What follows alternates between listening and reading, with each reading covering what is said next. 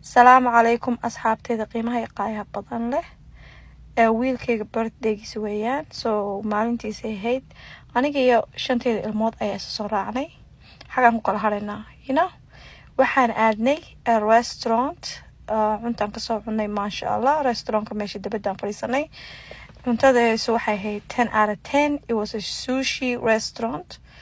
maasha allah waa kasoo dhirnaan ku dhahnay hadhowtool waxaa aadnay meel oo macmacaan oo ice cream ah waa ilaaway inaan record gareeyo haddana waxaa aadnay bowling place.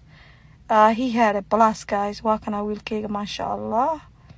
Please say happy birthday to wiilkayga. Love you guys so much. And yeah, the food was amazing, 10 out of 10. And the main thing is he had fun. And we ate a whole lot of sushi. I love sushi, by the way, if you guys didn't know. Love you. Bye.